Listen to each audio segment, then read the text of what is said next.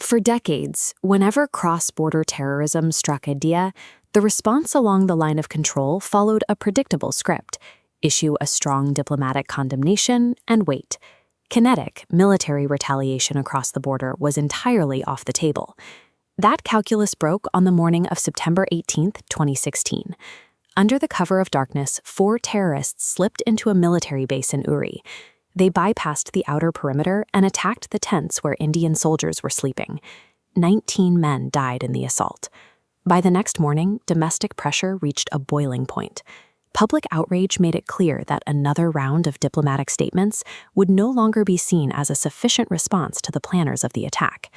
Behind closed doors in Delhi, Prime Minister Narendra Modi and National Security Advisor Ajit Doval convened a top-secret meeting.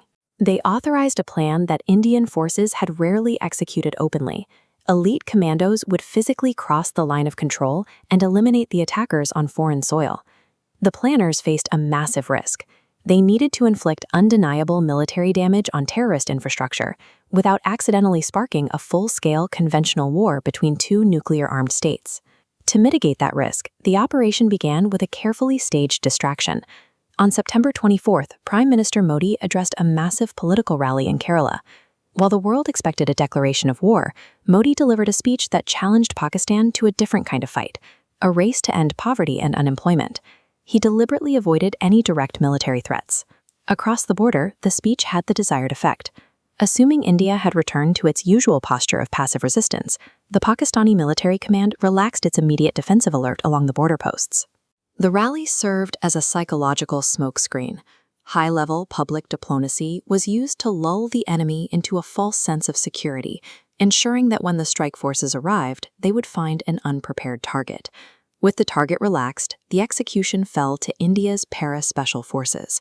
At the center of the plan was Major Mike Tango, an officer who requested to lead the mission despite having a transfer out of Kashmir already pending. On September 27th, Major Tango and a team of 19 commandos approached the border. At 8:30 p.m., they shut off their radios. To evade enemy signal intelligence, the entire infiltration had to be conducted in absolute radio silence. This diagram outlines their tactical route. The team navigated through dense mountainous forests and rugged ravines, charting a course that physically bypassed the sensory reach of active enemy outposts.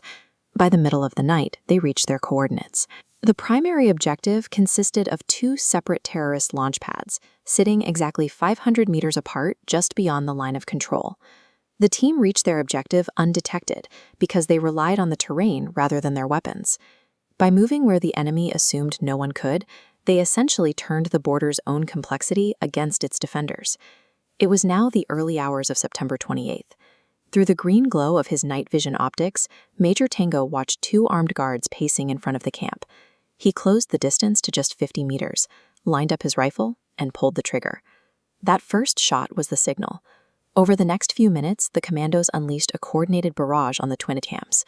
The assault neutralized the camps and the soldiers defending them before they could organize a defense. Once the camps were destroyed, the mission entered its most dangerous phase, the extraction. The massive explosions had alerted the surrounding border posts, putting every enemy soldier in the sector on high alert. The commandos' escape route forced them across a 60-meter open patch of terrain. Heavy machine gun fire and rocket-propelled grenades began tearing through the area. The team dropped to their stomachs, crawling through the dirt while bullets hit the ground inches from their positions. In special operations, the destruction of the target is only the first requirement. Surviving a fully awakened enemy while moving back across hostile terrain is the ultimate measure of the operation's success. By 4:30 in the morning, Major Tango and all 19 commandos crossed back into Indian territory.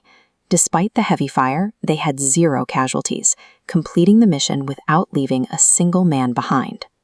Hours later, the Director General of Military Operations announced the strike via a global press conference. By making the operation public, the military demonstrated that the line of control was no longer a barrier to physical retaliation. For his leadership and tactical execution under fire, Major Mike Tango was later awarded the Kirke Chakra. This operation functioned as a concrete signal to the region. By crossing the border and extracting without loss, India demonstrated that militants were no longer safe behind the line of control. From this point forward, the price for a border attack would be paid in the physical destruction of the camps that launched them.